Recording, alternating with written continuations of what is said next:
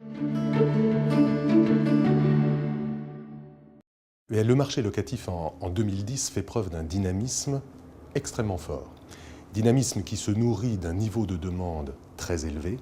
Nous avons une demande qui est remarquablement répartie, comme toujours sur le marché parisien, entre les différentes natures d'entreprises ou d'institutions qui cherchent des bureaux.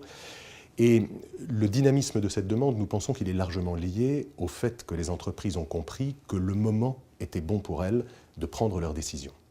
Donc ce dynamisme, il va arriver à un résultat en termes de demande placée sur l'année civile 2010, qui va probablement atteindre, voire dépasser les 2 millions de mètres carrés, ce qui est un résultat tout à fait remarquable, qui positionne vraiment Paris comme le leader européen des capitales d'immobilier de bureau. Et forcément, ce dynamisme, il a un impact sur les prix. Alors ce qui est assez paradoxal, c'est que cet impact, il est de deux natures. Sur les immeubles neufs, complètement restructurés, qui ont les bonnes croix dans les bonnes cases, qui ont la bonne desserte en transport en commun, qui ont la bonne labellisation en termes de développement durable, qui sont dans des sites tertiaires, on a un effet rareté qui joue et qui forcément va amener les prix, pas tout de suite à augmenter, mais au moins à se consolider. Je veux dire par là que les mesures d'accompagnement vont diminuer et les incentives que les propriétaires ont l'habitude de donner vont commencer à se faire plus rares, donc le loyer économique va monter.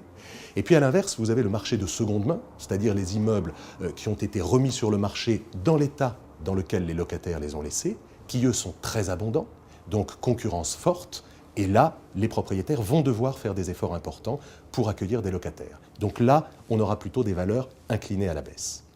Alors tout cela va aboutir à une conclusion, c'est que le rapport de force, qui était tout à fait en faveur des locataires depuis maintenant plus de 2 ans, va commencer à se rééquilibrer et pourrait s'inverser, peut-être même de manière assez forte sur les meilleurs actifs, dès le début de l'année 2011. Juste un chiffre pour vous donner une idée de ce qui structure ce que je vous dis là.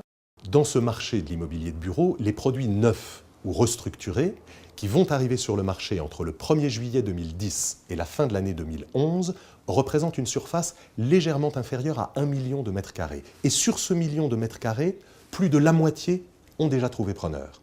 Ce qui veut dire que si l'on met en regard une demande placée annuelle d'environ 2 millions de mètres carrés et les 500 000 mètres carrés neufs restants à pourvoir, pour lesquels on cherche un locataire d'ici la fin de l'année 2011, on s'aperçoit que le rapport de force entre les locataires et les propriétaires sur ces produits risque de s'inverser dans les mois qui viennent.